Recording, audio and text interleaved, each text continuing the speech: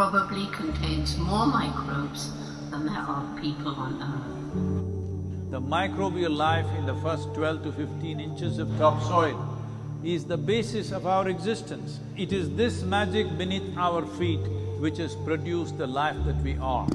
This first 12 to 15 inches of soil is the basis of life for 87% of life on this planet, including you and me. We have to begin to recognize that what we call our soil, Mother Earth, is a living organism. Open soils, ripped open by ploughing, open to sunlight, is the basis of destruction of microbial life. So the focus should be on agriculture, the focus should be on seeing that land is under shade as much as possible, some kind of shade, grasses, herbs, bushes, trees. Conscious Planet is launching Save Soil movement to bring about a policy change to regenerate soil. As a part of this, I'm 65 and I'm riding 30,000 kilometers, a lone motorcycle journey, 30,000 kilometers across 24 nations to activate support from the citizenry to assure the governments long-term investments will be appreciated. So it's extremely important that soil regeneration is enshrined in the policy of every government on the planet. We must change the narrative on the planet that soil is a wealth, a legacy we have received from previous generations, and we have to pass it on as living soil for future generations. We are in a cusp of time. If you do the right things now, in the next 15 to 25 years, we can significantly turn this situation around and regenerate the soil. But if we allow this to progress like this for another 30 to 40 years, after 40 years if we attempt this, then it could take 150 to 200 years because that much loss of biodiversity would have happened. From 21st of March for 100 days, the whole world, every human being on the planet should talk soil. So we must hear the word soil, save soil everywhere to see that the narrative on the planet changes towards the most vital aspect of our life, the soil. Each one of you should reach as many people as you can to make this happen. Many global leaders and influencers are already participating in the movement. Be a part of this and let us make it happen. From my part, as much as I can contribute. And the movement that you are taken up, I could not expect any more God's blessing than that. Sadhguru, and this campaign is so important. We're going to save the soil. Do your part. And saving the soils. And our planet's future depend on it. Sadhguru, save soil, my friend. Save soil, let's make it happen. Antigua and Barbuda is part of the Save Soil mission. We commend you for what you're doing. That is why we are happy to sign the MOU. The science and philosophy that backs the thought behind the movement is tremendous. Save soil, let's make it happen. Save the soil. We know what we must do, so let's make it happen. Let's make it happen. Let's make it happen. Let's make it happen. Let's make this happen. Let us make it happen. Let's make it happen. Let's make it happen. Let's make it happen. Let's make it happen.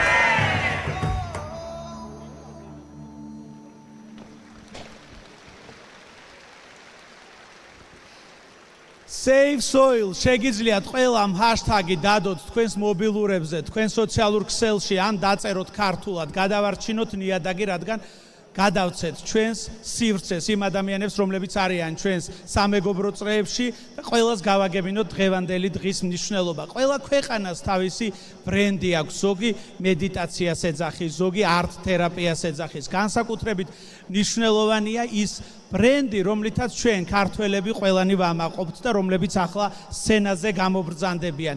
ჩვენი სიამაყე სუხიშვილები.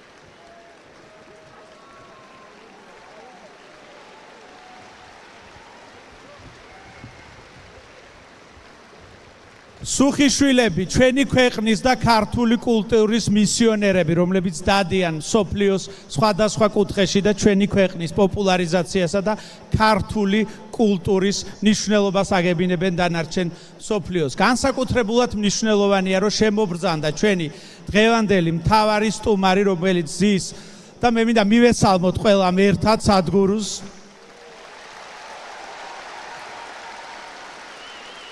გადავუხადოთ განსაკუთრებული მადლობა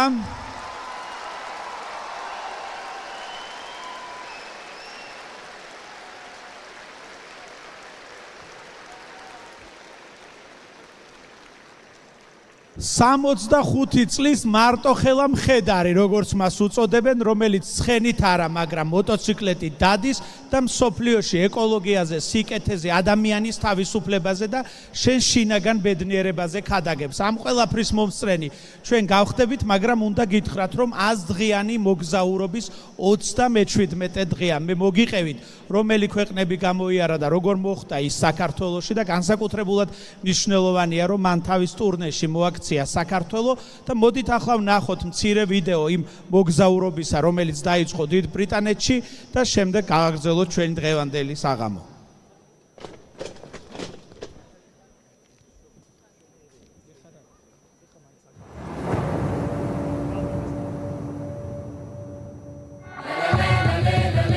It's a great pleasure for me. These beautiful Caribbean nations are going for this first. This memorandum of understanding that we are signing, it will also bring some technical assistance to the Caribbean region.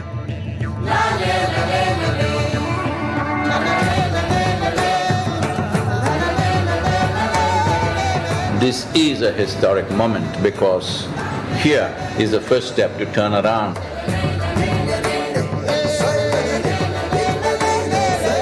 You are probably one of the most famous Indians, and what you're doing today is really important because people like you who have a wonderful following of millions and millions of people, and what you're doing with that is so important with saving the soil. If you want to say, I love you to your child, you must just say save soil, because it is a more committed way of saying I love you. It's an extraordinary campaign. It echoes what we in the Commonwealth have been aspiring to do for a number of years. Next 100 days from 21st of March, we want the whole world to talk about soil. It is not about the motorcycle, it's not about the journey, it's not about the song, it is about moving people on the planet. Make it happen, huh?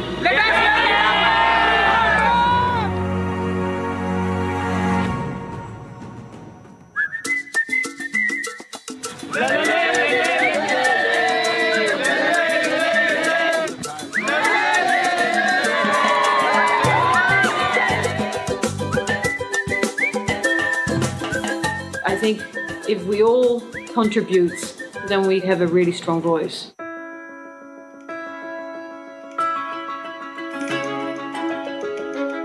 There has been so much excitement and everybody is so excited to hear Sadhguru.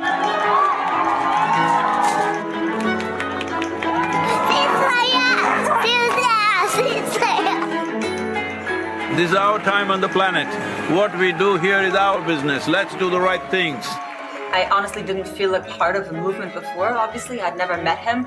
Seeing what kind of a following he has and how impactful it is, I really feel like I just joined a global movement. Graffiti artists supporting this Save Soil movement, wanting to inspire the youth, and youth being the major population in most parts of the world today, all graffiti artists, to whatever walls that you have, make sure that you use this. One of the most beautiful cities of Europe. It's our common issue together. It's not for one nation, for one person, but we as people have to unite and to solve this.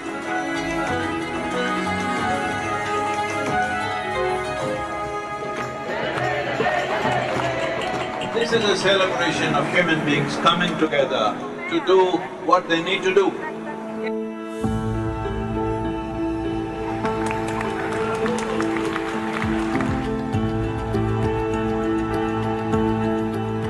wonderful meeting with the Agriculture Minister of Slovenia.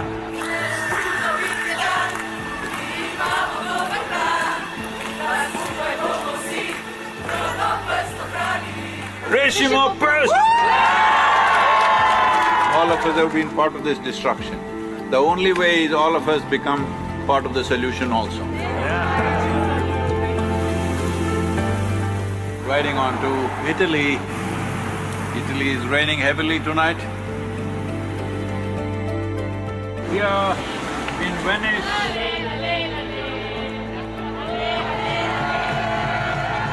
over 2000 years ago, this Eternal City made the mistake of over-farming the region, and the erosions that caused did tremendous damage, and that was also the fall of the city at that time. So, the Romans of today should never make that mistake once again. And we are very happy that we are aligned in our message. Young people getting into farming is very good. That's the future of the world. Thank you.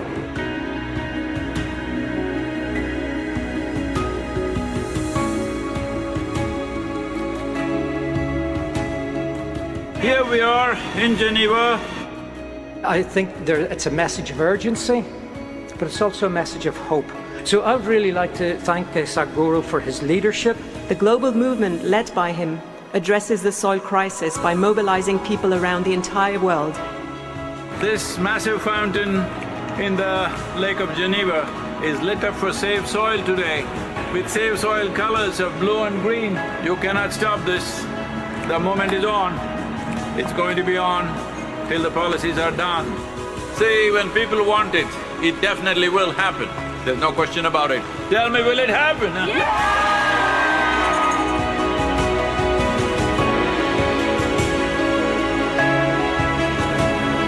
In this cold, slippery road and winds are picking up speed, no matter what the hell, I have to keep going. You think this is a problem?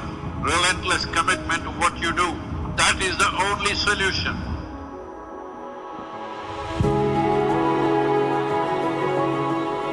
We already have one action, which is an MOU to be signed between Isha Foundation and 4,000 Initiative Soils for Food Security and Climate for cooperation in achieving our objective of creating a healthier soil. I was very honored to be on the stage and be able to actually express that his mission is what we need. It's fantastic. France has been great. Well, Brussels. Let's put together and work on a common message for all to save a resource that determines our future. Save the soil. And then a smashing evening at the main event. And a super enthusiastic crowd committing themselves to make this happen. Save soil, on the move. Let's make it happen.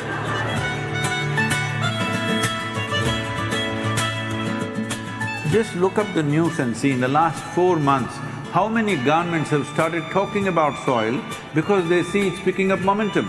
But if you create 3 to 4 billion people talking about soil, that's it. That will be the main conversation in the government. I need someone to show me the way. I need someone to show me.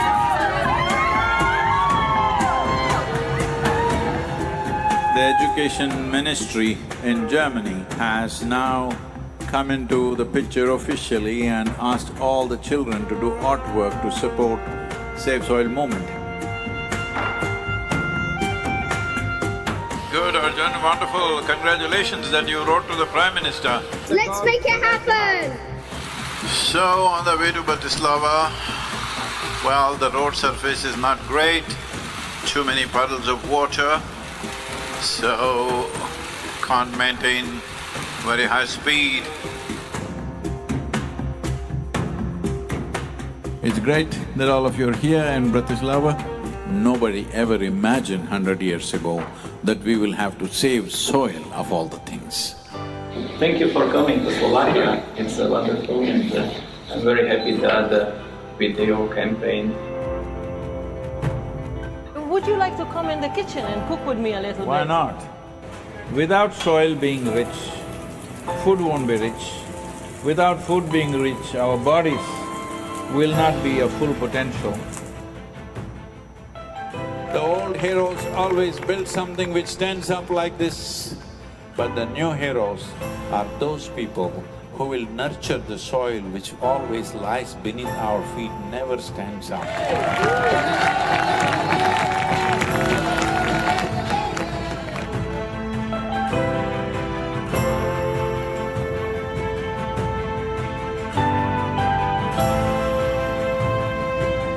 Oh, this wonderful city of Belgrade, the UNFAO said something which really deeply hurt me, is the soil that we are consuming right now belongs not even to these little children, belongs to the unborn child. This is an expression of our love and responsibility for our own lives and the future lives.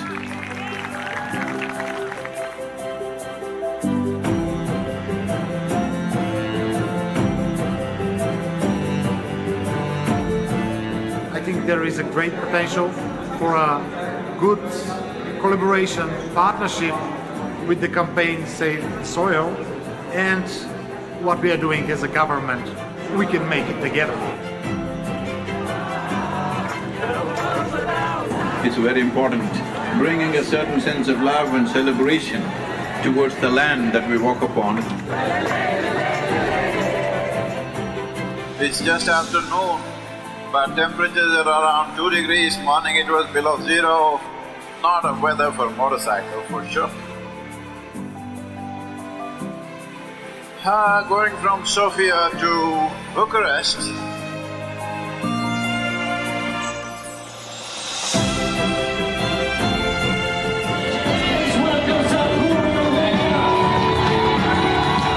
organize yourselves whichever way you want, form groups, come together somehow and see this happens.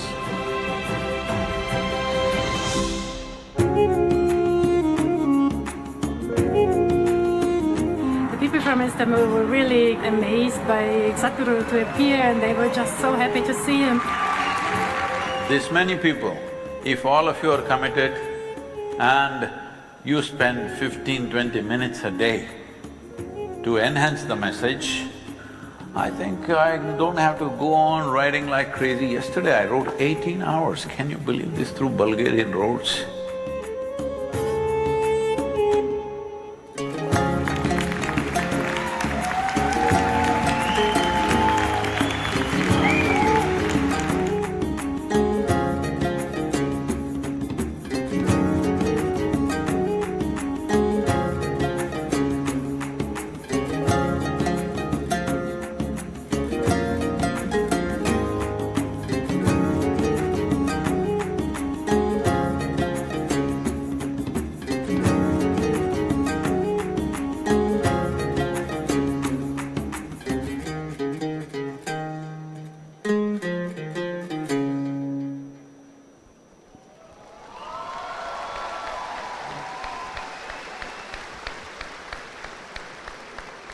ჰაშტეგი გააკეთეთ უკვე, იმედია ყველამ თქვენ სოციალურ ქსელში დააფიქსიროთ, რომ ჩვენ დღეს ყველანი ვიკრიბებით აქ, იმიტომ რომ ვიზრუნავთ ეკოლოგიაზე, ვიცავთ ბუნებას და ვუნახავთ შთამომავლობას, რათა ის 48% მაინც გადავარჩინოთ, რომელიც ესეთი ძვირფასია და რომლითაც საზრდოობთ ჩვენ და ახლა სანამ თავარი გმირი ამოვიდოდეს სცენაზე და ჩვენ მოგვეცემოდეს შესაძლებლობა მისი მოსმენისა, მანამდე მე მინდა საქართველოს დიდ მეგობარს, არაჩვეულებრივ ადამიანს, საქართველოსა და სომხეთში ინდუეთის ელჩთხოვო სცენაზე ბატონ კიშან დევალს, Mr. Devals, please come into stage.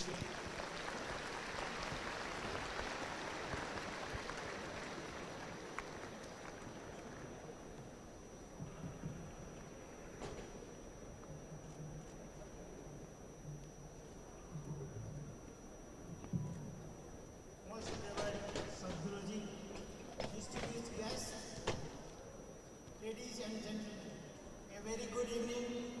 Moge Sagnabit.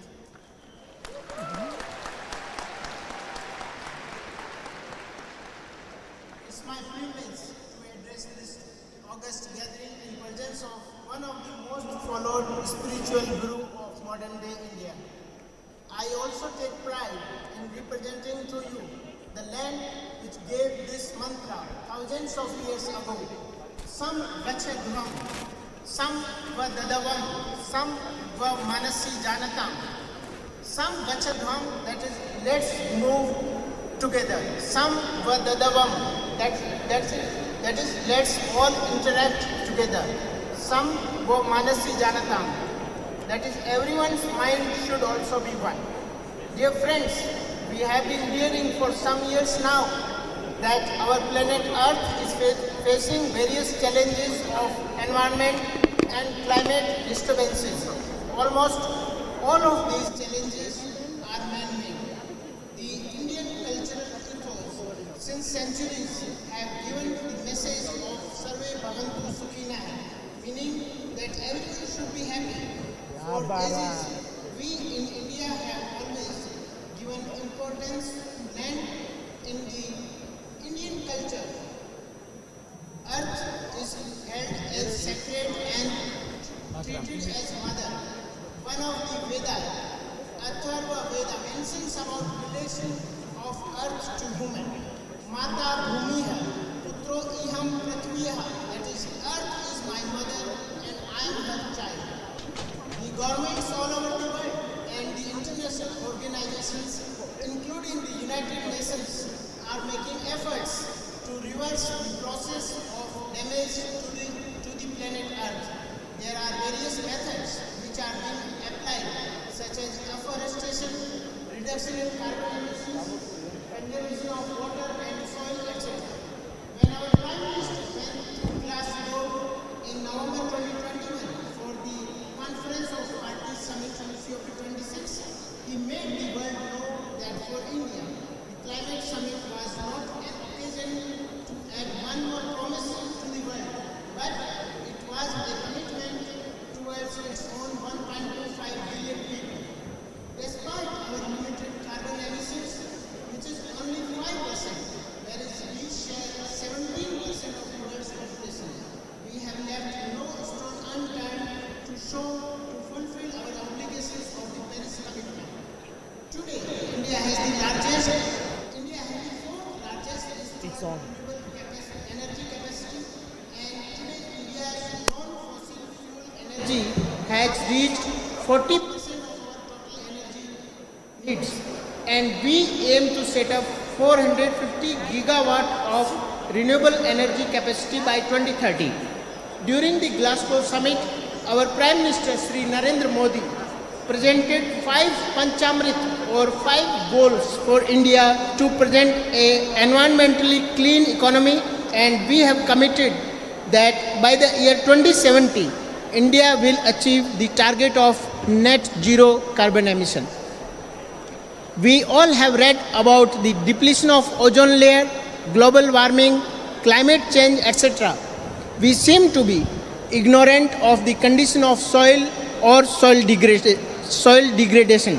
In the Indian philosophy, Panchabhuta consists of 5 elements, which are Prithvi, that is earth, Vayu, that is air, Jal, that is water, and Akash, that is ether, and fire, which is called Agni.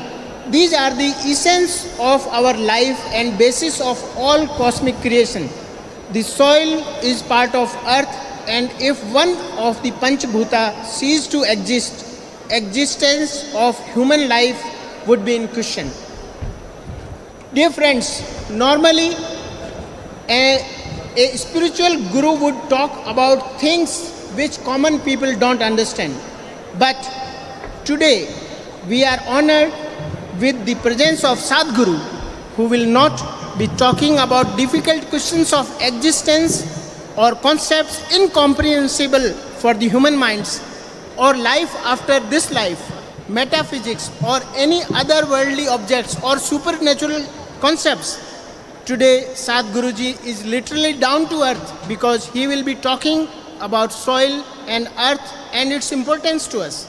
He has rather selected a non-glamorous subject of soil, which is the essence of our life. but most neglected.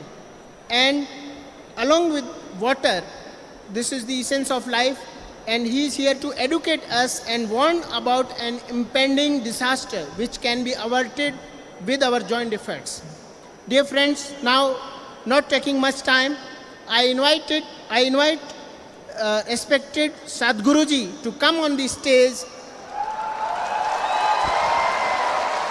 and enlighten us about the road to protect ourselves from the dangers of possible human catastrophe which may result from our ignorance about Mother Earth and its constituent soil.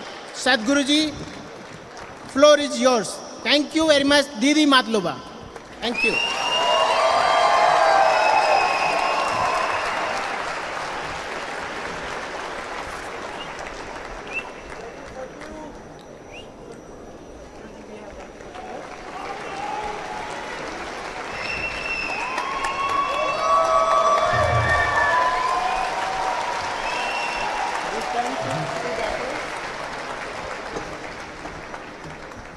Hey, all of you, cheer up, come on. Your picture.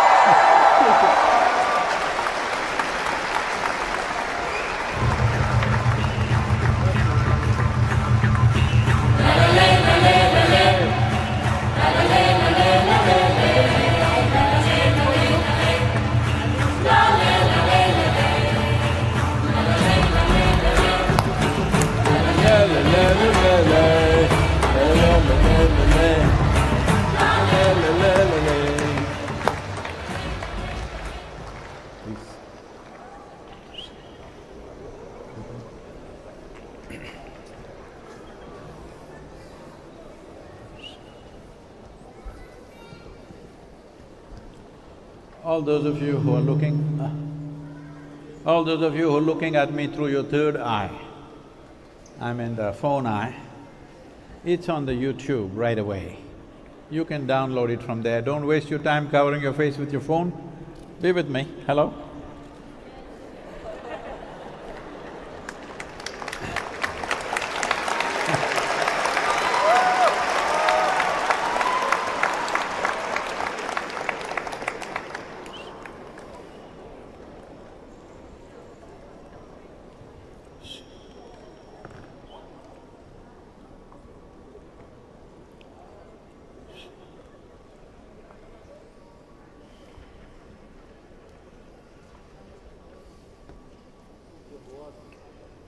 Kalo na janati tava jananam,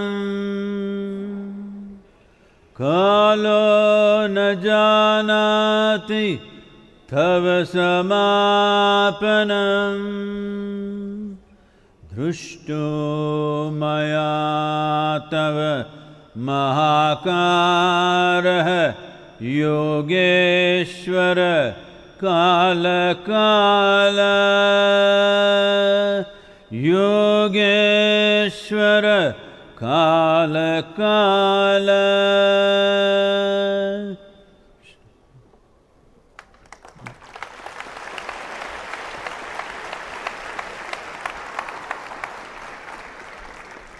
Good evening to every one of you.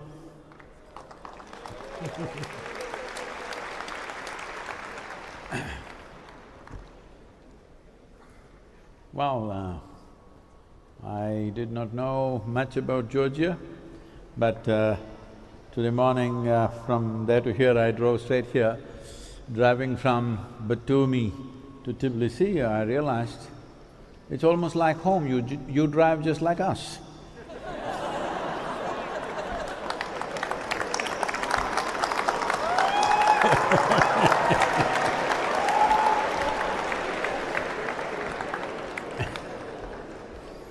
Yes, you drive just like the Indians.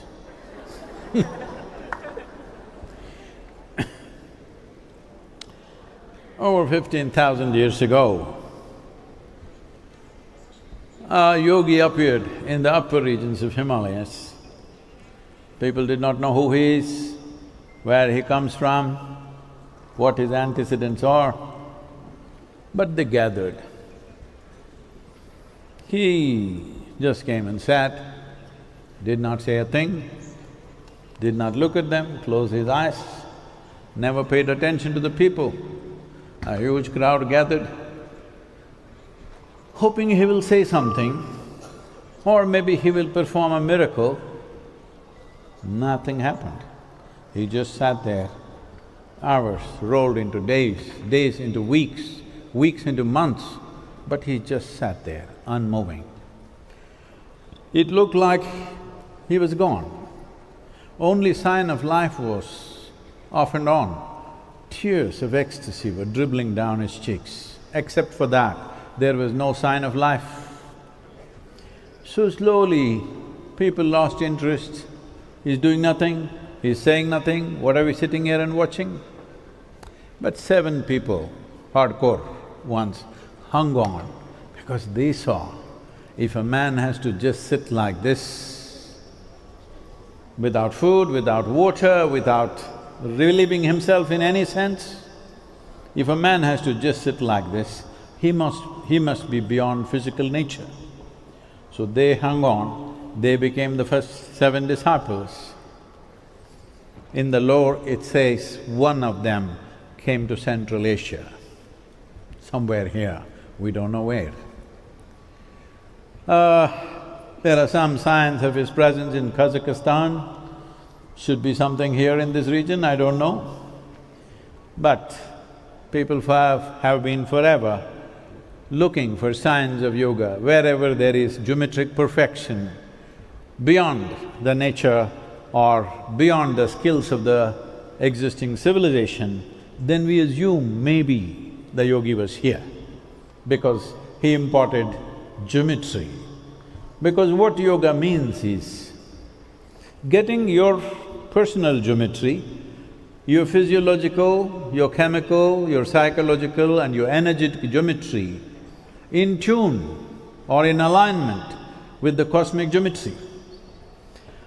When this happens, then it is not that you travel the cosmos, but because of alignment of geometry, you know something that others wouldn't know, because in disalignment, you do not know life.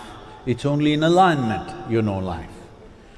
To give an example, in your life, at a given moment, either with your parents or your spouse or your children, at certain time, it might not have happened all the time, certain time when you found a certain alignment, life was happening little differently. Hello?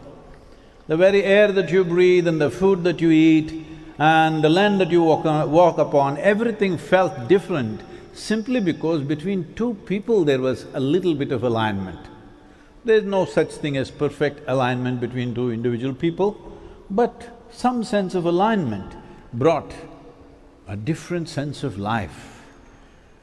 People who are in love always think, why these fools don't understand what's happening? It's not just about emotion, it's a certain sense of alignment.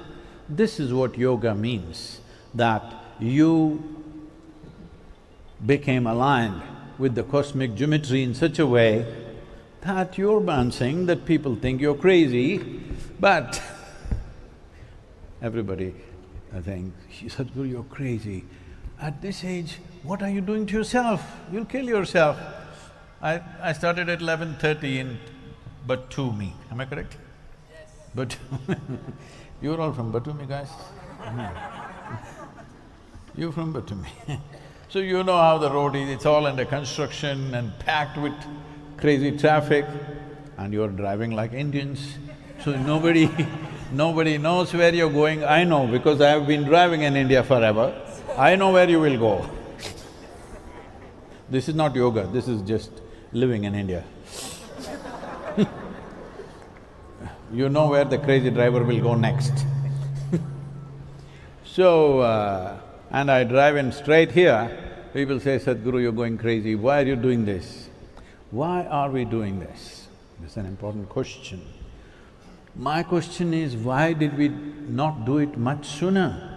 Because in the last 2 years, I have been meeting so many agricultural ministers, ministries, heads of state, bureaucrats, scientists, all sorts of people who are in responsible positions in the world.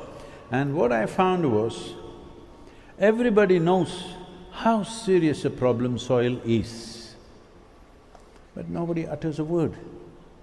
When I speak to them, they say, yes, Sadhguru, it's a very serious problem, there's going to be this, there's going to be that. And I say, where is it? Why is it not in the narrative? Everybody thinks somebody else will do it. Hello, there is no somebody else, it's just you and me on this planet. Hello? You think there is somebody else who will come and do this? We're not on talking terms? What's happening here? Is it a language? Or they're waiting translation, is it? Huh? Hello? The delay is in translation? Oh. Ah.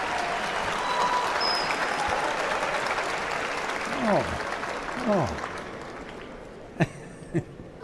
So what I saw was, everybody knows the problem, everybody generally knows what is the solution, but they've all been waiting for one idiot to come and bell the cat. So here I am.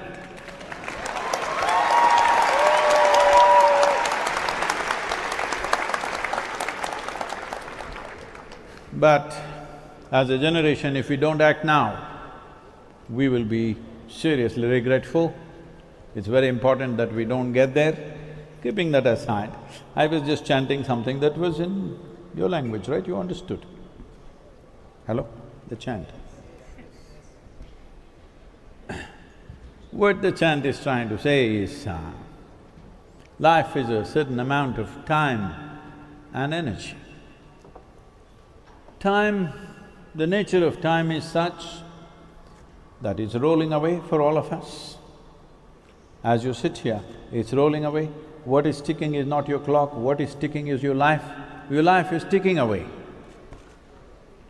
And there is nothing you can do about it. Did you ever rewind an yesterday and live it again? No such opportunity for anybody. Ruthlessly, time is just rolling away. Since you came and sat here, since I came into this venue, all of us are 1 hour closer to the grave. Hello? What is this? I usually used to talking to live people.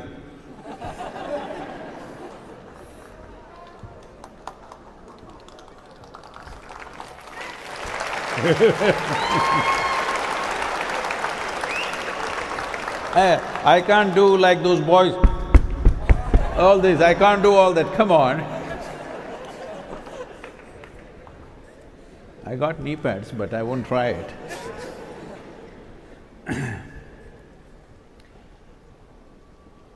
Now, time, there is nothing you can do about it, it's just rolling away. It's just that. You can manage your energies in such a way that you can make your life pleasant, profound and impactful. These are the only three things you can do with your life. You can make it very pleasant, you can make it very profound and impactful in activity. With time, there is nothing to do, it's just going away. And in southern Indian languages, when somebody dies, we don't say he died. We say kalamaitam. This means his time got over. That's exactly what happened. Hello? Yeah!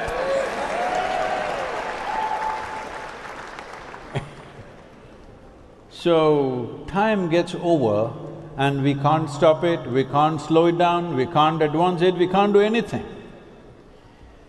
Sometimes, we want to… People come to me and say, Sadhguru, he's such a terrible guy, I want to kill him, I want to do this. Hey, I said, don't do all that, don't do all that, just wait, he will die. Hello? Just wait. Either he will die or you will die, both ways you will be relieved of him. So if you just wait, life will be over. Huh? How many hours a day do you sleep?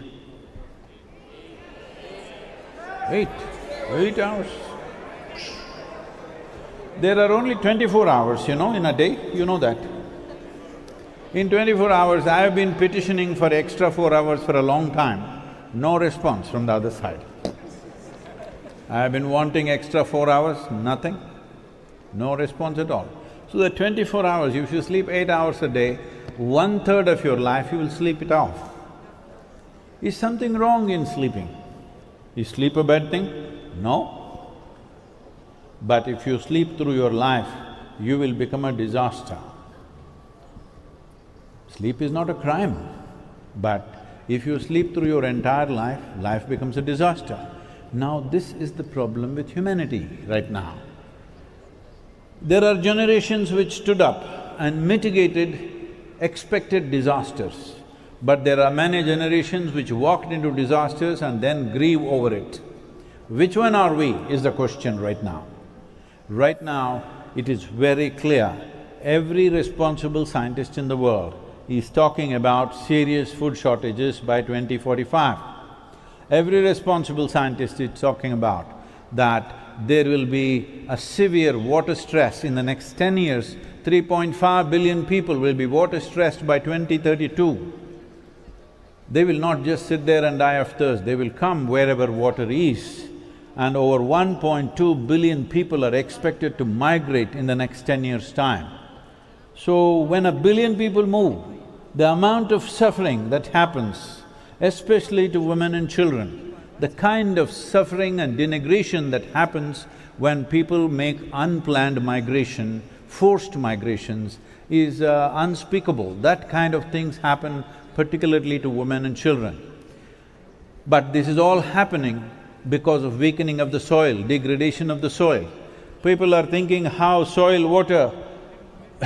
somebody was telling me, Sadhguru, 30 years ago you were talking about planting trees, then you said rivers, now you are saying soil, why are you changing the subject like this? Oh, this is like, it once happened, Shankaran Pillai was in the university. In your university, you? Shankaran Pillai was in the university and one day he cornered the college beauty and told her, I love you and I love you and I love you. She looked at him and asked, will you marry me? He said, come on, why are you changing the subject?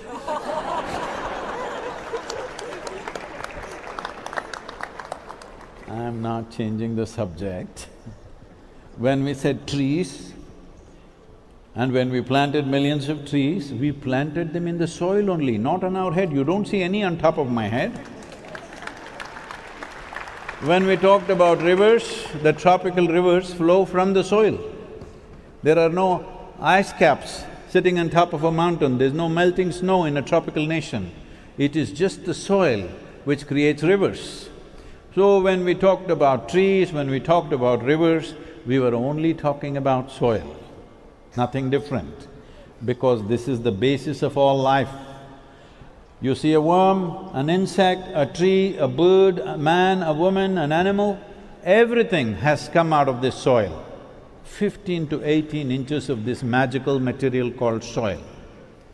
This magic, which is mud and becomes food, which is food and then becomes flesh and bone, and once again becomes soil. The question is only, will we get it now or will we get it then, when somebody buries us? Hello? When? When? This happened. In Texas, there was a couple. Anybody from Texas? Because when you say Georgia, next state is Texas,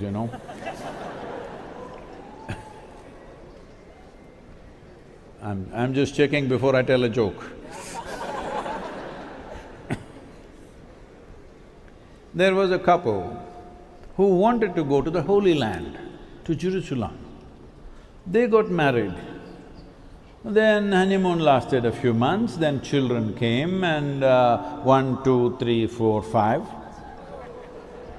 And children went to school, children came to graduation, children came to university, children got married. Grandchildren came, 1, 2, 3, 4, 5, 6, 7, whatever. All this happened by the time they were over 75 years of age. Now they got the opportunity to go to Holy Land. Lot of you are planning things like this. Something that you think is important gets postponed to the last day of your life. So they went to Jerusalem. Jerusalem is a place where every cobblestone is bleeding of history. So they walked on the street where Jesus is supposed to have walked and they were overwhelmed. They went to that place where he is supposed to have walked upon water. They couldn't believe it. Wow, wow, wow, everything. But unfortunately, the lady had a heart attack and she died. This happens, you know. Then the man was preparing to take the body back to Texas. Then the local people arrived. They said, see, your wife has done the right thing to die in the Holy Land. This is the best thing to do. Hello? If you die somewhere, anyway you will die somewhere, better to die in a holy place, isn't it?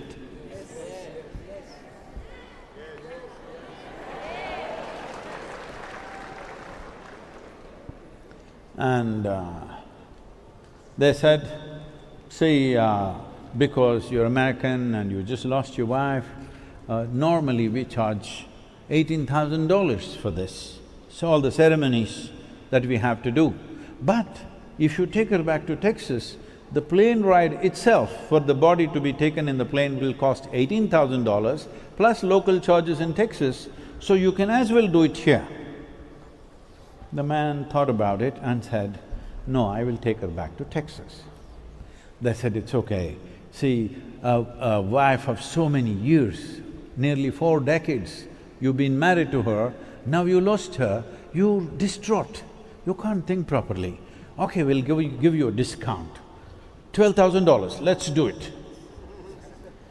The man thought about it and said, no, I will take her back to Texas. Then I said, see, because you lost your wife, you're not able to think straight, you know. You're just not thinking straight, why are you doing this? All right, we'll give you super discounts because you're from United States and you're from Texas, so we give you super discount, $6,000, let's do it. Come on, let's go. The man thought about it and said, no, I will take her back to Texas. Then they threw up their arms and said, what is this?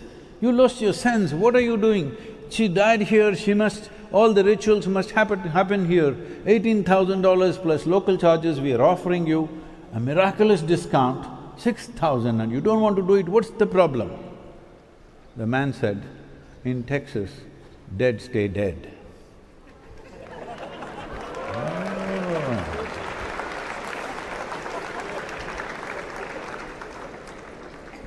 So, countless number of people have walked upon this land. Where are they? All topsoil. Hello? All topsoil, all great men. What happened? All topsoil. This also will become topsoil unless your friends choose to bury you real deep, fearing you may rise. So we need to understand this. This is the only magical material like this. It is the largest living system, not just on this planet, in the known universe. There is nothing like the topsoil of this planet. It is the cream of this earth. We have been enjoying it for long, but we've been skimming it rather irresponsibly. If you had a grandmother or a mother, because if they made things like cream and butter at home, you will see how carefully they will take it. Hello? Not like this, hello? Very carefully, because these things have to be done gently. Cream needs to be handled gently. This is the cream of the earth. These 15 to 18 inches is the cream of the earth.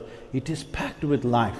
To an extent, if you take a handful of soil, there are 8 to 10 billion organisms, 50 to 75,000 species.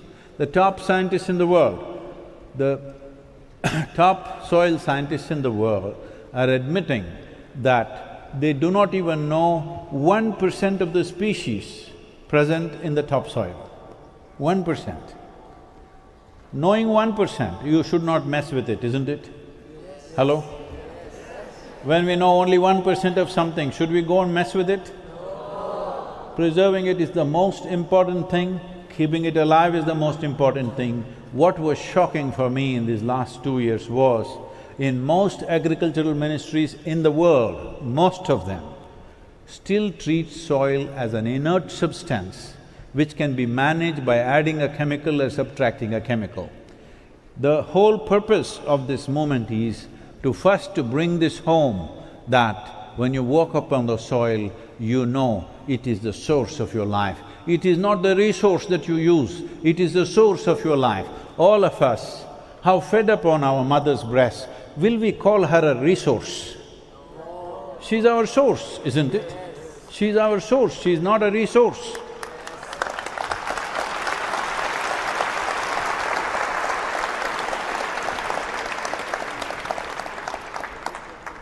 You're getting very serious. Why are you so serious out here? Dead serious. See, first one must get serious and then die. This is a wrong thing. First dead and then serious is a wrong way to do life. One reason why the whole humanity has not gotten naturally enlightened, naturally realized, naturally meditative is, they're dead serious. Hello? No! Hello? Dead or serious, what is this?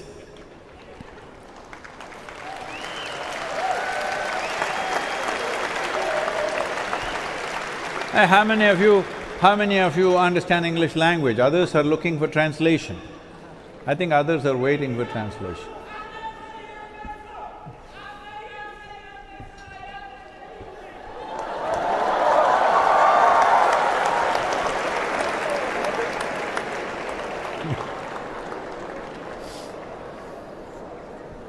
See, the problem with the human life is just this.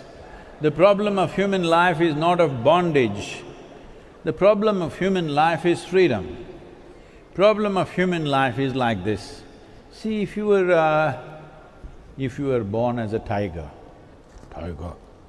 hello? Hey, somebody make the roar of a tiger, let me hear it, huh? Like that. So if you were born as a tiger, to be a good tiger, you didn't have to go to a tiger school, you didn't have to go to a tiger university, you didn't have to get a PhD in tigerism, nothing, just eat well, good tiger. Say you're born as a human being, how many things you have to do to be a good human being, huh?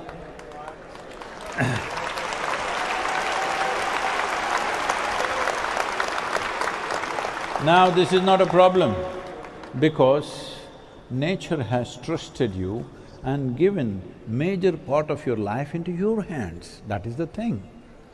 See, between other creatures and you, I'm just throwing in percentages, these are not exact numbers, but approximately, for most creatures, nature controls 90% of their life, 10% latitude to do their own little style in their life. Only 10%. Take a grasshopper, great, take a tiger, take a giraffe, take an ant, anything you want. Nature has fixed 90% of their life, only 10% latitude for them to play around. But the problem with the human being is, you have largely come unformed. When I say unformed, only 10% is fixed by nature. Rest is left to you to become whatever you want to become. This is why you are referred to as a human being. We don't call any other creature a being. We don't call a tiger being, an ant being, an elephant being. Only you are a being because you determine how to be.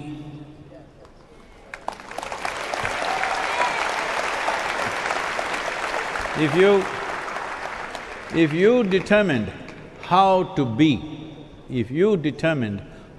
be, would you choose to be blissful or miserable? You must make a choice, I'm going to bless you. Bliss or misery?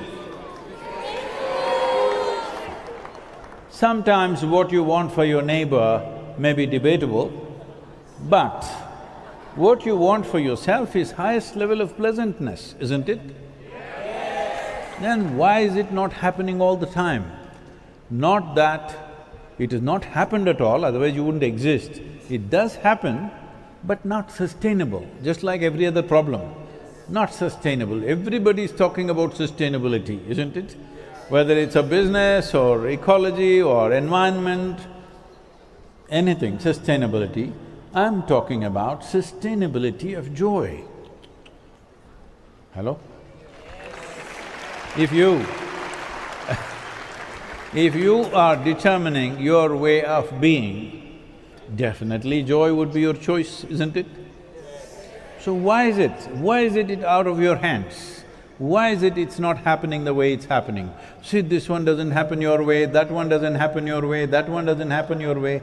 It's all right, but this one must happen my way, isn't it? But right now, the only problem in your life is this one is not happening your way. That one will never happen your way. Nobody, it doesn't matter how close they are to you, your children, oh, they don't happen your way at all. Your spouse, you expect, but it's a disaster. More strongly you expect, more disaster it'll become. They won't happen 100% your way. Nobody really happens 100% your way. If they happen 51% your way, you have the controlling stake. That's what a relationship means. 100% if you expect, they're gone. Yes or no? So that is why these days, people are all shifting their love affair with dogs, because a dog means 12 years guaranteed love affair.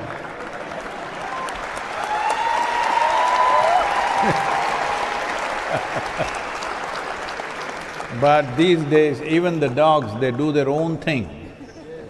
They don't do just what you want, they do their own thing.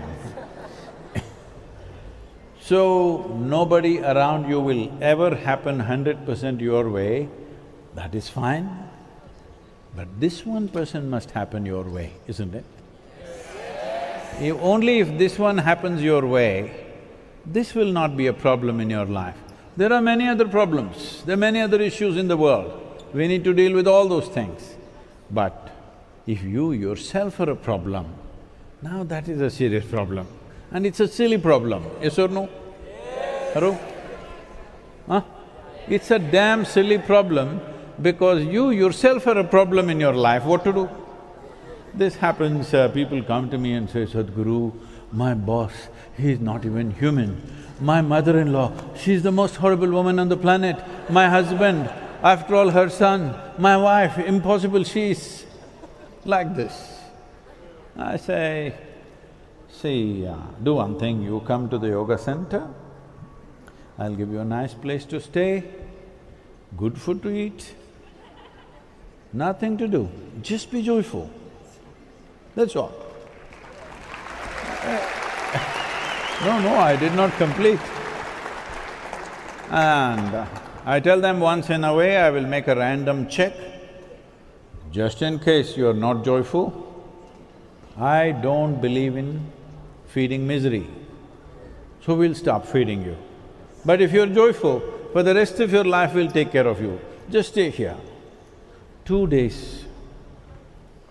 No husband, no wife, no mother-in-law, no boss, no neighbor, no trouble. All the troublesome people are gone, only this one person. 2 days later, if I go and see them, they are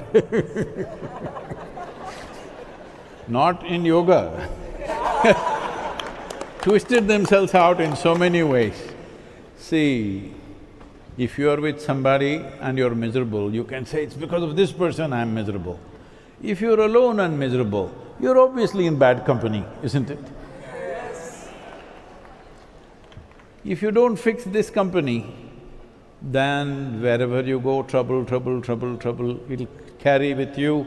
Wherever you go, it will continue to… Lot of people have given up about being happy here. They say, only in heaven everybody can be blissful. Oh, if you go there, that is also finished, I think. Because even if you want to go to heaven, at least you must practice here, isn't it? How to be blissful, yes or no? Should you not practice?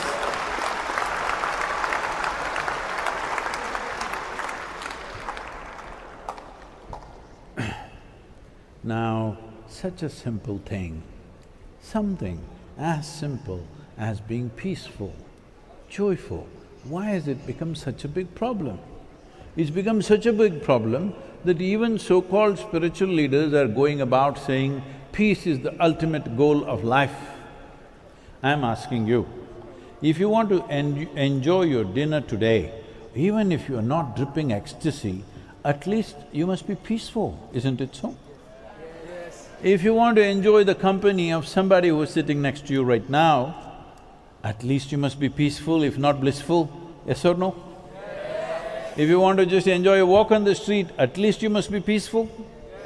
So tell me, is peace the ultimate goal of life or the most fundamental requirement in your life?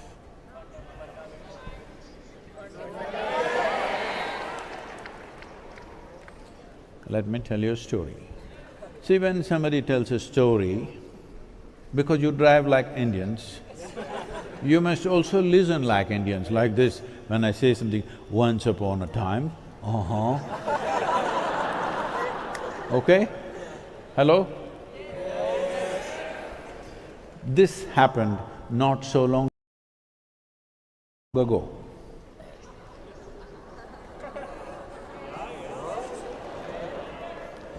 So just a few years ago, I was to speak in Tel Aviv. I flew out of Atlanta and wanting to get to Tel Aviv by mid-morning and to speak at 6:30 in the evening. But due to some delays in the flight schedule, I land there at 6 in the evening, 6:30 is my talk. I have this problem that last 40 years I have not been late to a single event. I was not late here either, just made it in time. So I'm quickly changing my clothes and in the airport and leaving. But I'm famished, really super hungry because, I'm flying an American airline, there's nothing edible on that plane. And then really hungry, more than 20 hours I have not eaten anything, and I quickly change and rush to the venue. To my surprise, it never happens to me. On that day, I was speaking at a very fine restaurant. The talk was in a restaurant. What a place to go when you're that hungry. So I walked in and already people were arriving and they were greeting me, and one person came to me and said, "Shalom." I said, "What does it mean?" He said, "This is the highest way of greeting." I said, "That is your opinion, but what does it mean?" He said, "No, this is really the highest way of greeting." I said, "That's okay, but what does the word mean?" Then he says, "It means peace." Then I say, why would peace be the highest way of greeting unless you're born in Middle East?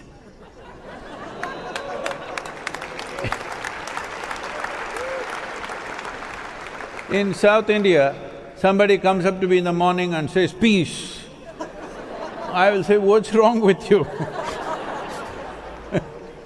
I'm saying, if you deny yourself something for long enough, slowly it rises to heaven. Today, if you say peace, people say divine peace. If you say bliss, people say divine bliss. If you say love, they say God is love.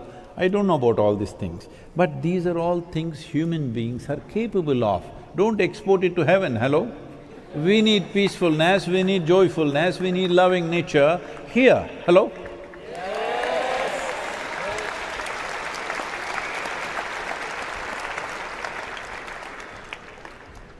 But everybody is busy, all the wonderful qualities about the human beings have been exported.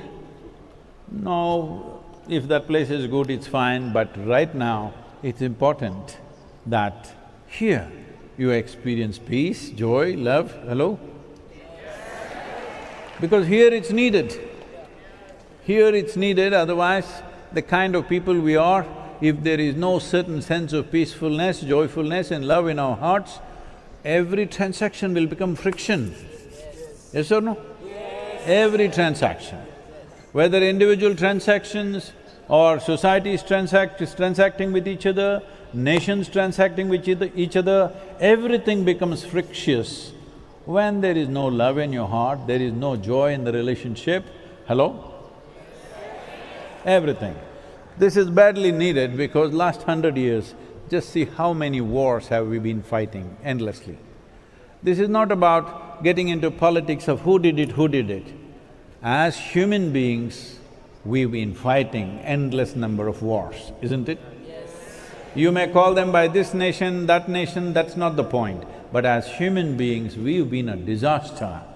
Constantly taking a vow that we will never again get into another war, and within 2 years again we'll be back in the same place, I don't want that to happen with soil, because if you walk into this disaster, you shall not walk out of this.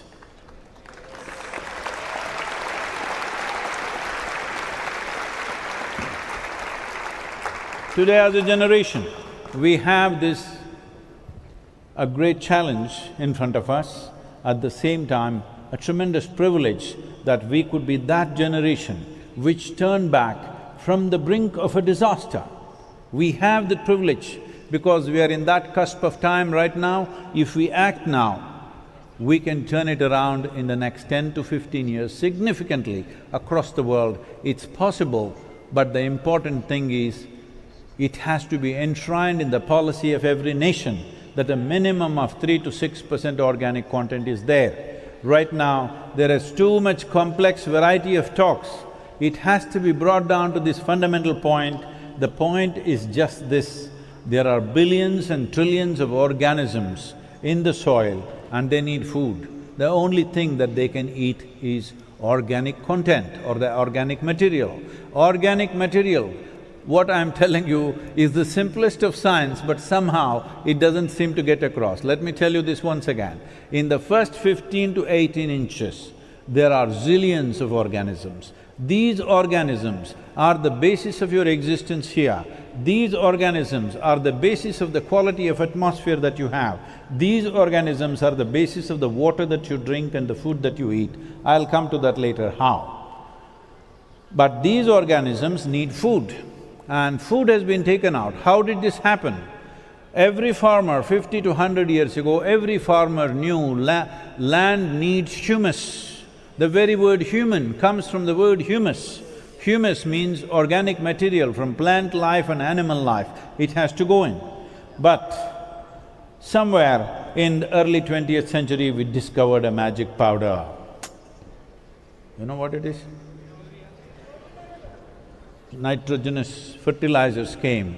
We just put this in the land, suddenly crops just burst out like that, really magically.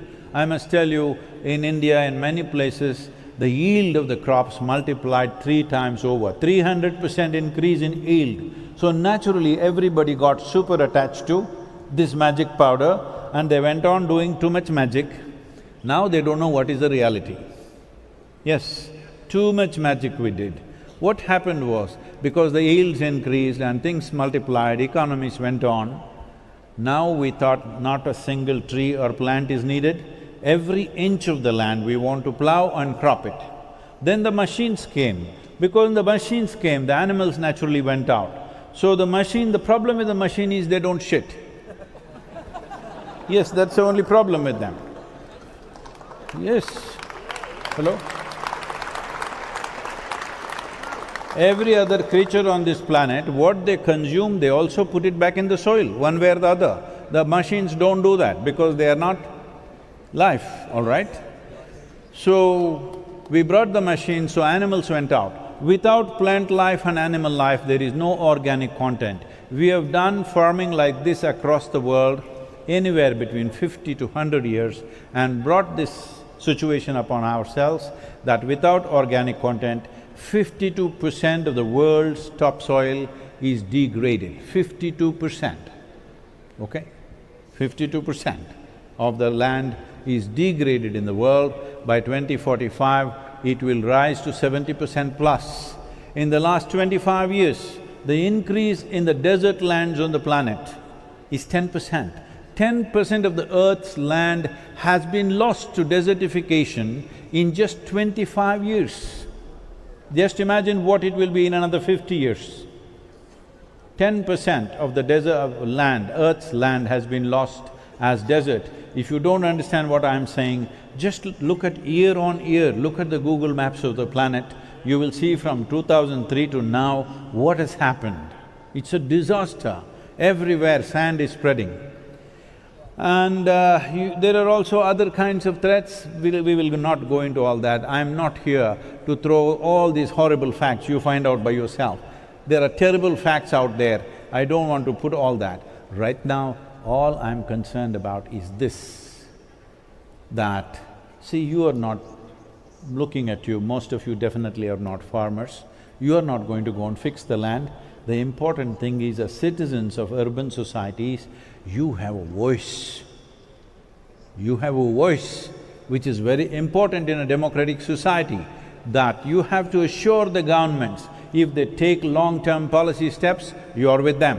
Till now, in no nation, anywhere on the planet, not in a single nation has ever 60% of the population has stood up and expressed their concern for the long-term well-being of their nation or the future well-being of their children. They're just asking for tax benefit, they give us some rebate in the gas prices, do this, do that, they've been doing those things.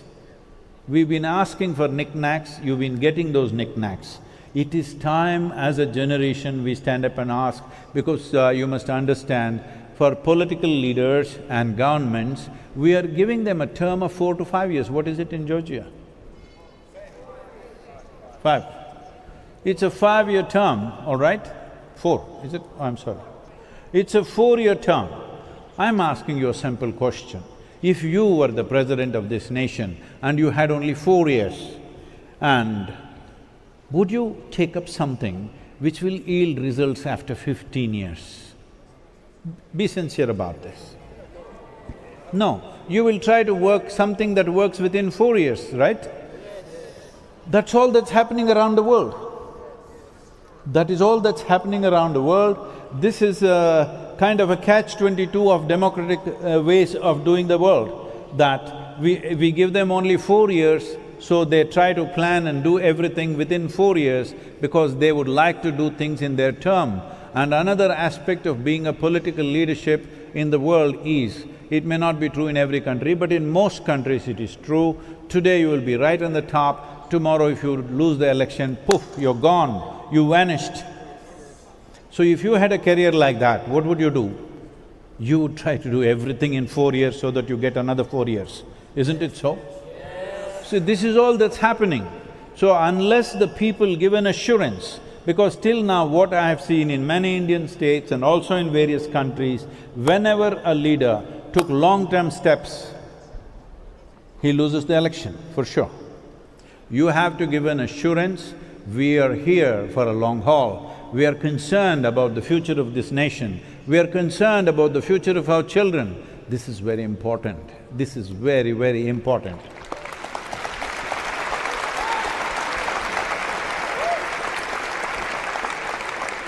Today morning I was at Batumi. Just before I left, there was a television interview.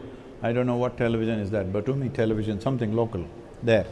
So this young man is asking me, Sadhguru, in Georgia people are concerned about day-to-day problems, they're worried about their jobs, about their earning, about their homes and about their comforts. How can they think long-term? I said, they don't have to. That means none of the Georgian people should have children. If they don't want to think about future, plan about future, you have no right to have children. Hello?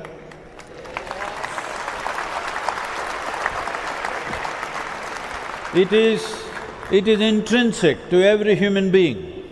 This is not a philosophy, this is not an ideology, this is not a moral value, but is intrinsic to every human being. As a parent, you want your children to live better than you. Hello? That's not taught to you in a moral class, that's the way you feel. Hello? But now if you say, no, I'm concerned about today, I'm not interested in tomorrow, at least don't have children. You have a child and you're not worried about tomorrow, this is irresponsible. So, a time has come where for the first time in the history of the world, we have to be worried about our soil condition. It has happened to many individual societies. The Mayan civilizations went down because of overfarming. Mesopotamian civilization went down because of overfarming. Even the Roman city as a city went down to some extent. The important part was the bread became too expensive because it had to travel a long distance and come. The same thing is happening today, everywhere, but now it's on a global scale. Never before it's been like this. This year, because of the war situation and shortage in food material, this year, at least half a dozen countries are going into severe famine. That's not in Europe, but it's elsewhere, but this is happening because 25% of the world's wheat was coming from these two countries. One is bombed, another is banned. All that's happening is the food is not reaching the people who need it badly. So, famine is something that used to happen very commonly before 1950s and 1940s. It used to happen everywhere. Famine is not a pleasant thing because it's not even like a bomb or a bullet, it doesn't kill you like that. It is a 3 to 4 months of slow fade of life. It is the most painful and horrible way to die. Let us not bring those situations back into the world once again. We have enough technology, we have enough organization, I believe we have enough education and sense. We should not allow this to happen once again to human beings. I want you to know, when famines happen, most terrible things happen. Human beings have eaten each other because of hunger. It has happened in many places in the world. Let us not push humanity once again into that place because clearly we are going there. Less food production and more population means clearly we are heading there. You may think it'll happen to somebody, wherever it happens, our humanity should respond, isn't it? And not respond after the disaster unfolds, because this has been our record. After World War II, everybody said, never again we'll fight another war. Since then, how many? Hello? When the year 2000 came, all these people said, we are millennials, we are information technology, we are technology people, we are not going to fight, we're just going to use thumb war, we'll do. Since 2000, how many wars? How many nations destroyed? How many people dead? Endless number of people, isn't it? It is disgraceful that we count from one place to another and say this place is better than that, because that was in million, this was in hundreds or whatever nonsense. The important thing is, we walk into disasters and then grieve over it. We can be that generation which mitigated a disaster before it arrived. That is a smart generation, that is a sensible generation, that is the generation we want to be.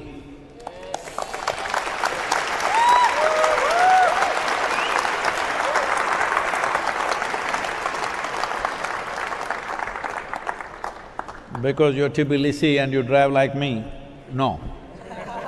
Drive like Indians. I'll open the questions, whatever kind of questions you want to ask, not necessarily soil, any kind of question. You must raise your hand and make yourself seen, or you must shine. Take the microphone, please. Where's the microphone?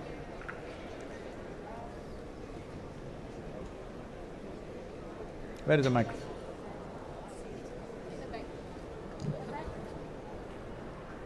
What? No, not my microphone. There'll be microphones out there. Hello, where are the microphones? Oh, hello, my name is… Where are you? I'm there. My name is Leila Sisauri. I'm kind of originally from Georgia, but I'm from London.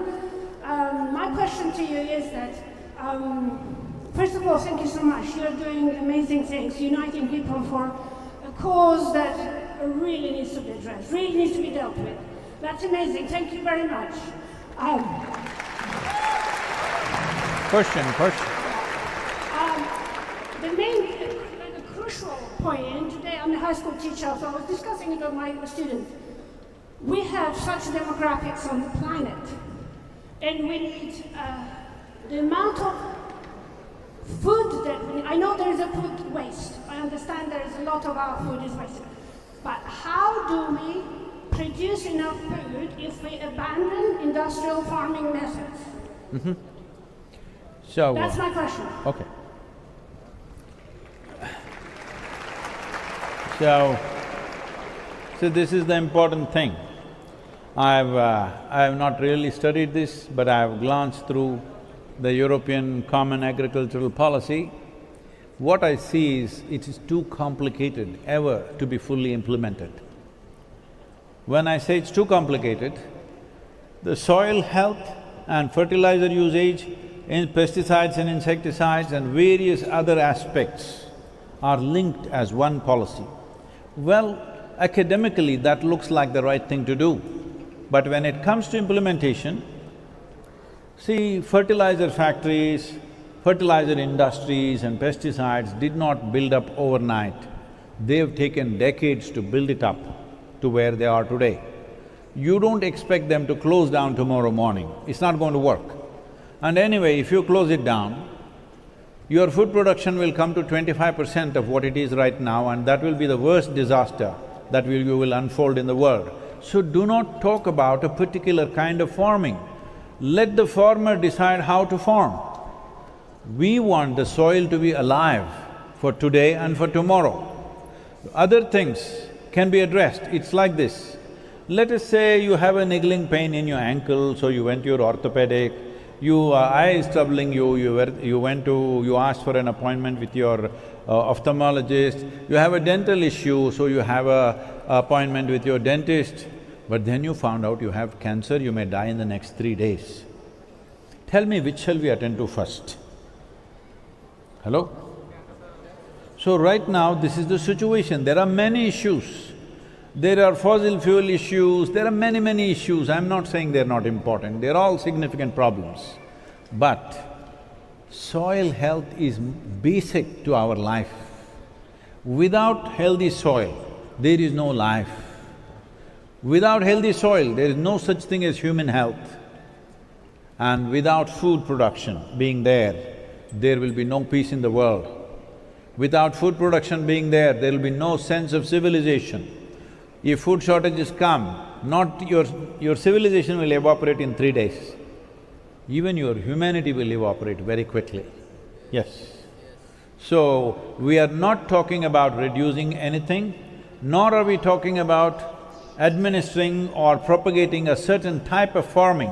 Let the farmer do whatever kind of farming he wants. But soil should be alive. For this to be alive, the only policy we are asking for is, right now in Northern Europe, the organic content is 1.48% on an average. In Southern Europe, it's 1.1 to 1.2%, but below 1% in temperate climate is considered desertification. In Africa, across Africa on an average, it's 0.3%. In United States, it's 1.25 to 1.4%. In India, it is 0.68%. These are all on the verge of desertification. It is not just in one country, across the world it's happening. So I am saying the simplest policy is set up an incentive. If a farmer gets his fields to 3% organic content, he gets a certain incentive. If he gets that incentive, apart from that, when 3% organic content happens, there is a certain amount of carbon sequestering happening, so industry and business can work to bring in the next level of incentive to the farmer, which is carbon market. There is a carbon trading market. This must benefit the farmer. And the next level is, right now you go to the marketplace, you can either buy an apple that's come from 1.48% field or from a field which has 3% organic content. If it has 3% organic content, what are the extra micronutrients present in this apple? There is enough science to tell you that already. And if you eat this much extra micronutrient, what are the health benefits? What are the preventive health benefits? What are the benefits for the economy? What are the benefits for the nation? How many man-days are not lost because people are healthy? And if people are healthy, how many more things they do in their life? How the economy benefits? There is a whole lot of data to this. So, we are asking only for this one thing. Please de-link soil health from other issues.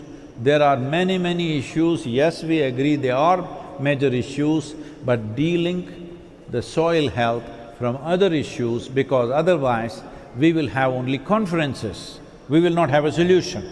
Conferences have been going on for last 25 years endlessly. I must tell you, at one time I attended a lot of world peace conferences, they're always happening. I really believed these people are going to bring peace and I started going.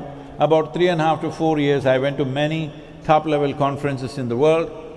One particular conference I went to, which was the last one I went, 43 Nobel laureates were there, a few former heads of states were there. And I thought, really, they're going to do something about world peace. Then my talk was on day 3 to the 4-day conference. I went in on day 2. And day 3, post-lunch session, somebody else, a Nobel laureate, is speaking. After that, I am supposed to speak. And this Nobel laureate came and there was a podium not like this, a big wooden podium like that. He went behind that and put up his file there and opened it, and he put his head down and never looked up again. He read 42 pages. I was counting the pages, listening to every word, thinking world peace is going to fall out of his mouth. And then I look around, the hall is really peaceful. Just everybody uniformly had fallen asleep, except the fool that I am sitting in the front seat listening to every stupid word that he is reading, not speaking. Except the security and the hotel staff, everybody had fallen asleep. Then when my turn came, I went up and I chanted with my foghorn voice. They all woke up. Then I asked them, the simple thing is, see, all of us are here to achieve world peace. How many of you can genuinely put your hand on your heart and say, my mind is peaceful?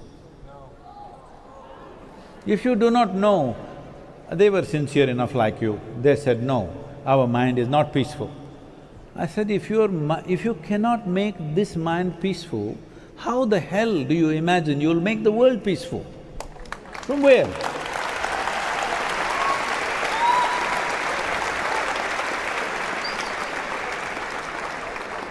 If you do not know how to bring to peace to your own mind, how to do it with the world, and above all, there is no peace in the world. If there is no peace in the world, it is only and only because of what's happening in the human mind, isn't it? If human minds were peaceful, or if human beings did not exist, world would be peaceful. And then I asked, what is the secret of everybody uniformly falling asleep? They said, no, Sadhguru, yesterday there was a Bacardi festival in the evening. Oh, I said, okay, peace. Peace can be achieved in many ways. You can be drunk and be peaceful, you can be drugged out and be peaceful, you can be dead and be peaceful. But that's not what we want. We want to be alive and be peaceful. We want to be exuberant and be peaceful. Hello?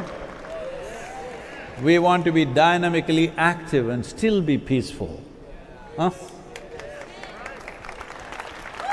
So, this is not about talking about taking away industrial farming, do this, do that, no. There is a way to farm. Last 27 years, we have converted hundreds and thousands of farmers in southern India. Looking at the success of that, today, Government of India has invested $2.3 billion in the direction. Now, after we started the movement, Germany has announced $4.5 billion for soil ecology, and United States and UK have announced subsidies for cover crops, which we've been pushing for a long time. Nearly 72 to 73 countries have given declarations or signed MOUs saying that they will implement the policy. So we are on the way.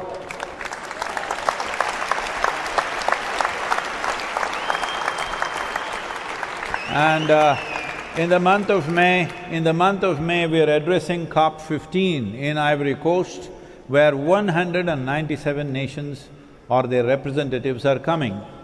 So we are addressing this group, and the main theme in this convention is soil. And before that, we want you to move 3 to 4 billion people, because in a democracy, the only currency that works is numbers. This many of you, if you use that… what phone do you have? Smartphone or dumb phone? What do you have? You have a smartphone. See, when you have such a smart companion with you, you must do something really smart. You can send a few silly messages, it's okay with me, but you must do something, because what you have in your hand is a powerhouse. This is the first time, this is the very first time in the history of humanity, you can sit there and talk to the whole world. Hello? When was this ever possible? Many great beings have come. If they spoke, hardly 10 people could hear. Huh? This is the first time you can sit in your home and talk to the whole world. So do something. Somebody just jing jing jing and gets a billion people moving. Hello?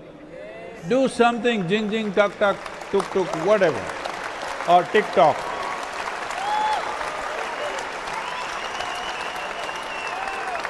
Do something smart, make a fool out of yourself like me, do whatever the hell. But as a generation, we need to make this happen. This is a generational responsibility. So let us not talk about organic farming, this kind of farming, that kind of farming. Let the farmer decide what kind of farming he wishes to do, but as the organic content increases, the fertilizer usage will naturally drop. It will inevitably happen.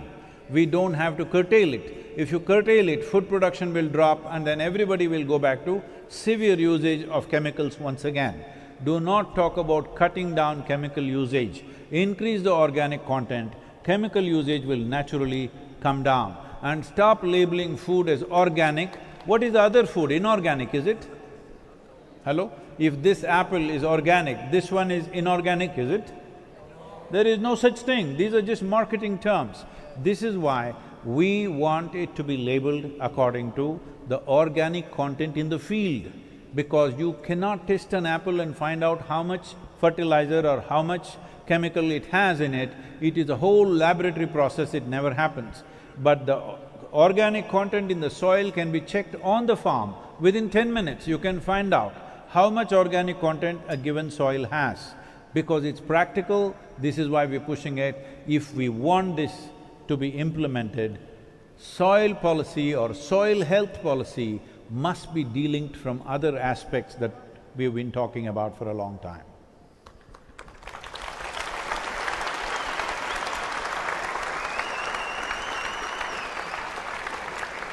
Please, anybody. Take the microphone, please, whoever. The questions need not be only soil. Oh, that guy with the light, he's shining. Okay, give it to… Hello. I'm Kate. Where are you? There. There means there what? Okay, please. I'm from Georgia. Sadhguru, I've been following your journey on Instagram, and I see in every country where you go, children meeting you with love, with happy faces. They are very joyful with you. So, what is your power in making them happy?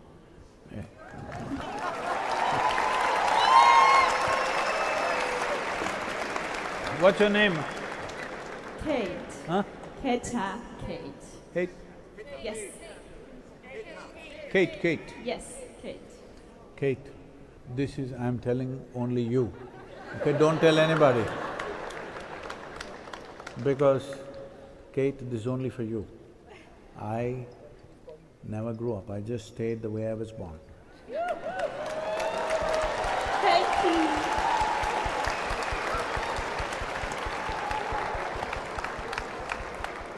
Hey, that's a secret only for you, don't tell anybody.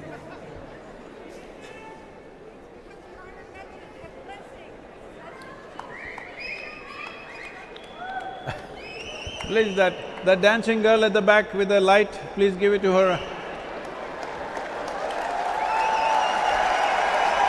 Oh, it's a boy.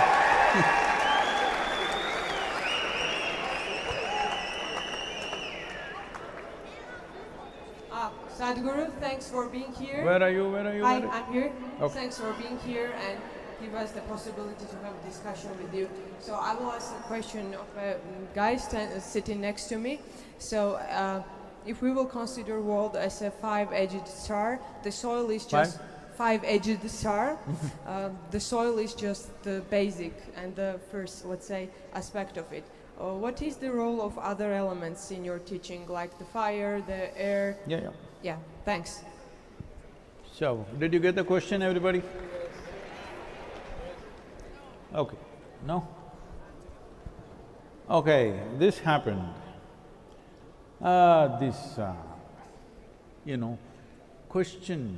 Asking questions is a serious issue for Indian people.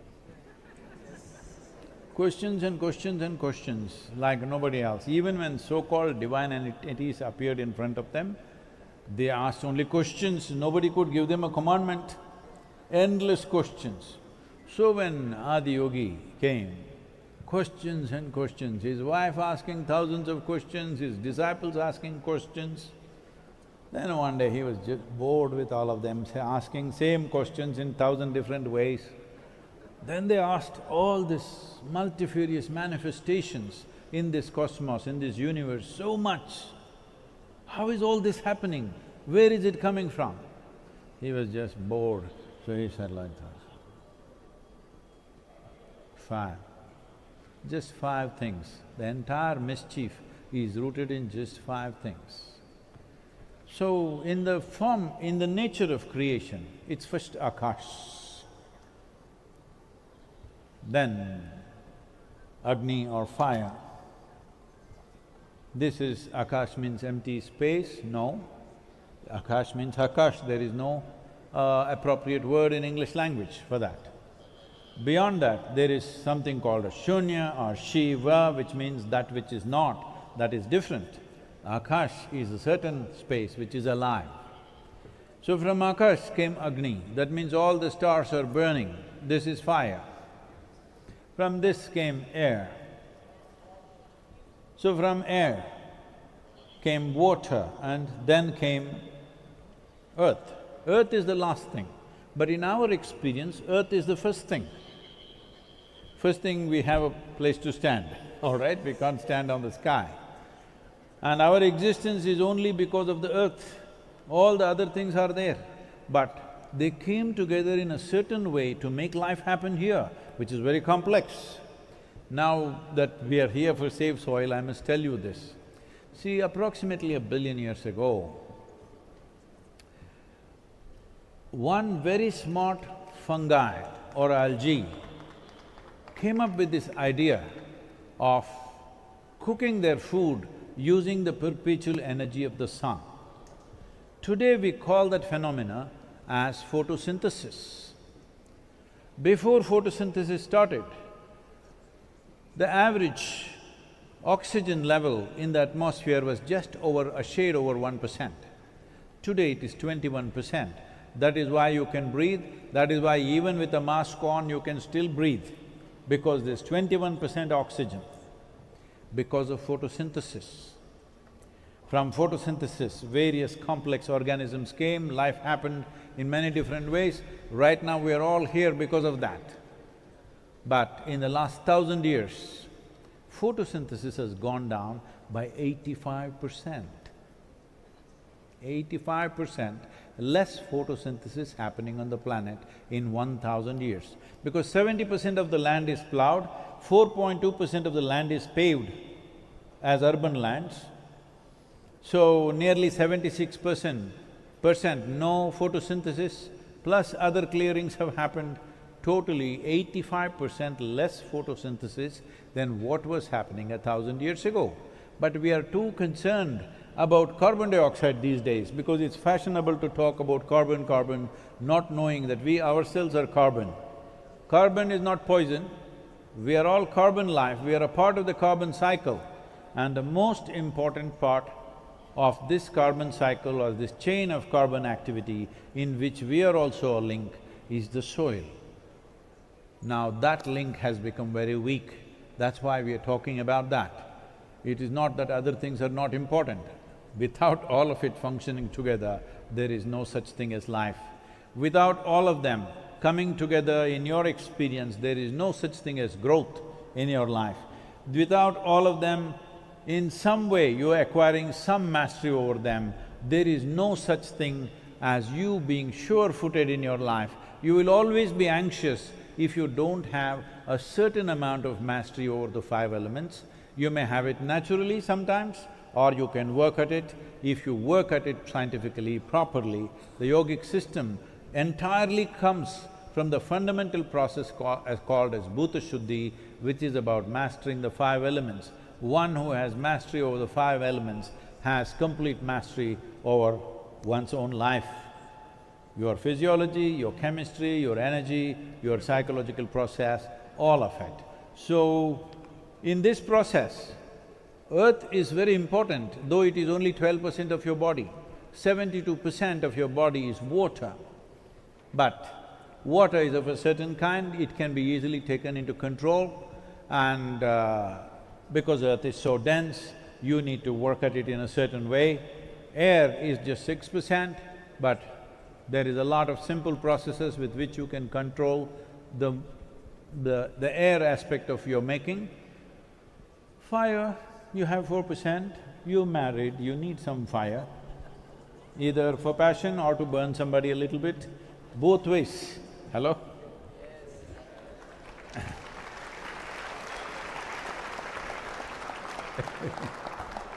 So, Akash is rest, that is not in percentages, you can't count that in percentages, but your ability to perceive life, how much you know of this life, how much you know about the nature of creation depends on how much mastery you have over Akash, because it's the Akash which enhances your perception. Otherwise, you can read the libraries of the world. You will have information, you will have no knowing.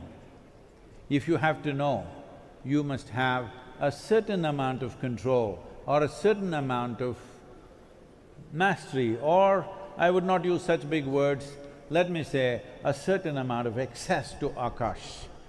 And it is both within and without. If you have some access to it, your perception will be greatly enhanced. And it's important that in this life we do that, because how pleasant and how profound we are right now as we sit here is the most important aspect of your life.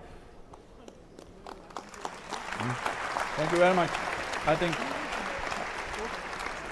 I don't want to sing a lullaby, you're all getting there. Hello? Just one more question, let's stop with one question. Yes? Whoever, please take the microphone. I'm here. Where are you? Hello, I'm here, in the middle. There's my hand. Okay. Okay, so can I speak? Yeah, you made such a big… I see myself, okay. Thank you that you came to us. I'm really grateful. This is the first thing. My name is Rami. I'm a human of the earth. Oh, really? And my question is one. How can people with this chaos that's going on in the world can be happy? Oh. That's it. People.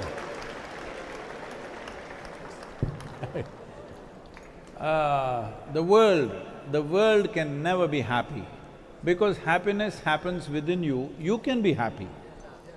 But if you've chosen not to be, that's very unfortunate. Now this happened. Can I tell you a story? If I say once upon a time, lot of people think it's bedtime, that's the only problem. Once upon a time, there was a man in Constantinople, your neighbor, all right? And because being there in that place, the Silk Route, lot of stories coming from India of, golden mangoes growing on the trees and golden deer romping in the forest, gold nuggets being sold in the vegetable market, And of course of mysticism, of wealth and mysticism, enormous stories floating across the Bosphorus. So always he wanted to go to India. Now he was well over 60 years of age, he got an opportunity and he went there. He found a guide, he wanted to meet a mystic, he wants to meet a yogi. Long time ago, not me. So, he went there and he went to southern India and they told him, you go up this mountain, all these landmarks, they told him, if you go there, there is a yogi who's living in a small cave. He's the man for you. So, he went there and there was a yogi sitting there like this, blissed out totally. You understand what that is? No. You think even happiness is not possible. So he was sitting blissed out. And our man went and the people had told him, if you see a yogi, you must prostrate. And he went down and scraping his knees and all the commotion, the yogi opened his eyes and smiled. The first thing the man from Constantinople said is, "Can I ask you a question?" The yogi laughed and said, "Yes, by all means, question, no problem. Ask a question." Because you know, a question can never be wrong, only an answer can be wrong. This is the safety of a question. You can ask any kind of question.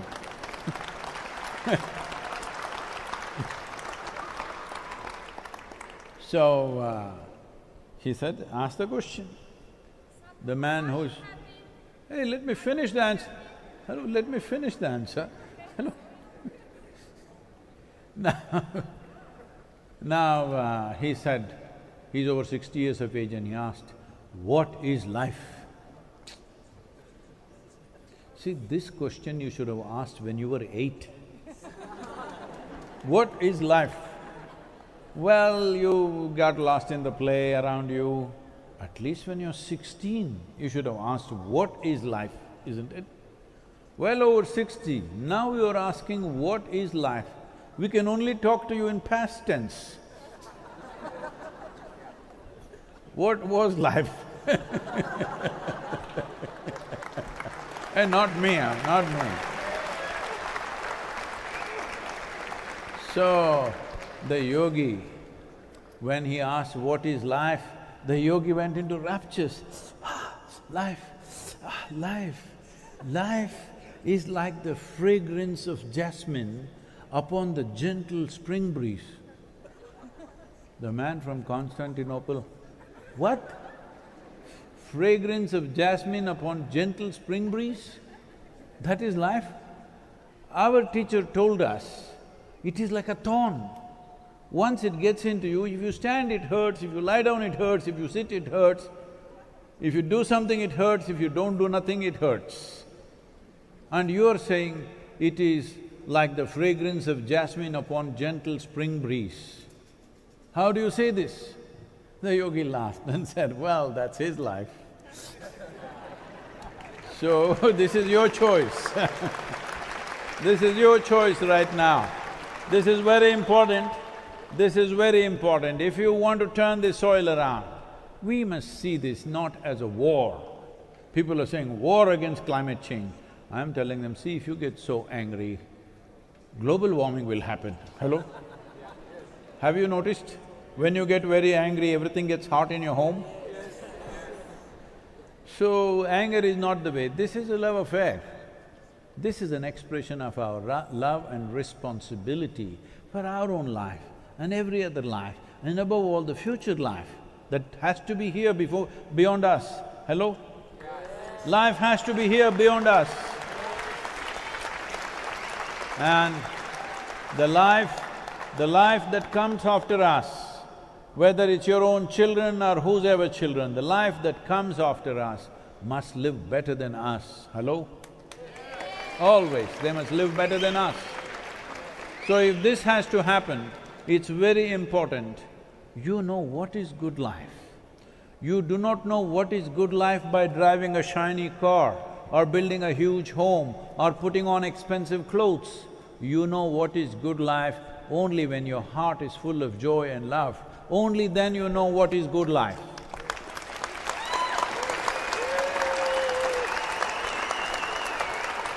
So without knowing what is good life, how can you care for life that is yet to be? Without even you experiencing what is good life, how will you care for life that is yet to be? So this is the whole problem. This is the same problem as people talking about world peace when they do not even know how to keep their minds peaceful. So,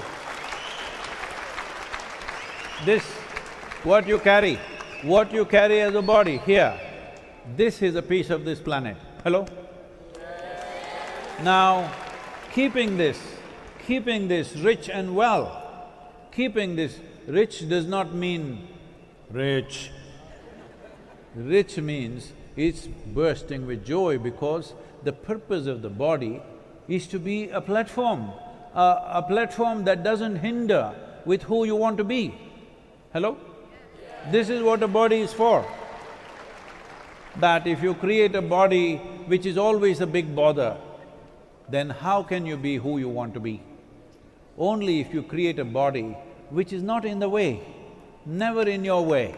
This is the only way you can be the being that you wish to be and do what you need to do in the world. Otherwise, you yourself will be an impediment.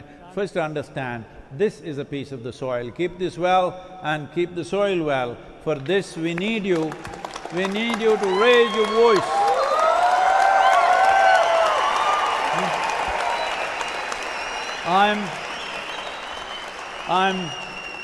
I'm speaking at COP 15 on 9th and 10th of May.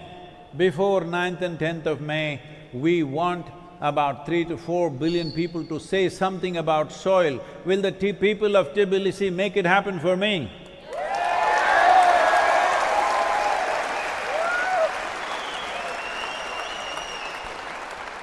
Don't go home and sleep on it. It just takes every day, if you spend 15 to 20 minutes, organize yourself as a city, as a nation.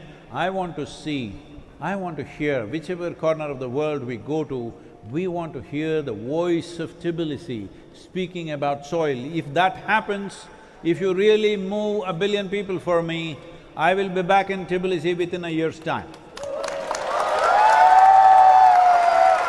But first I must hear your voice. Will you make it happen? La la la la la la. La la la la la la la la. La la la la la la la. La la la la la la. La la la la la la la. La la la la la la la. La la la la la la la. La la la la la la. This very body is soil. My body, your body, everybody is just soil body.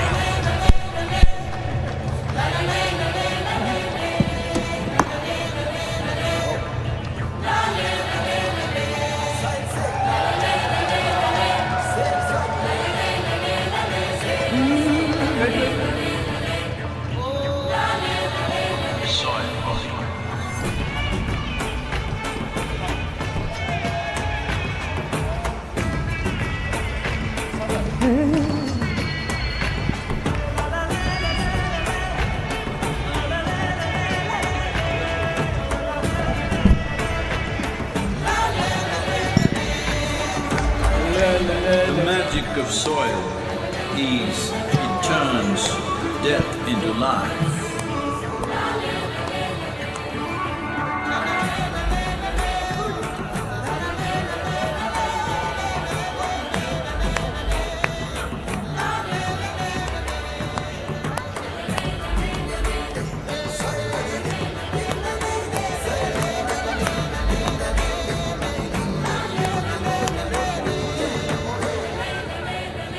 Depleted soils will not quench the fire of hunger. Unquenched hunger can burn the very world. This is a generational responsibility. Save soil. Let's make it happen. Edward!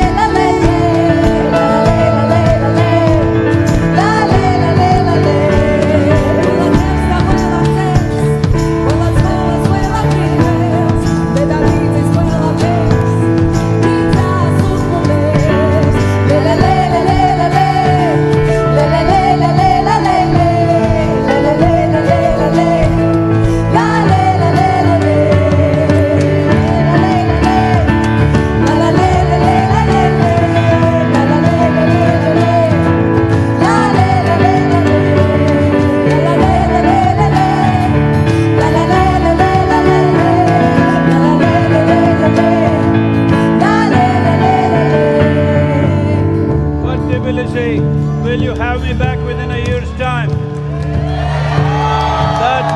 That means we must hear your voice across the world, okay?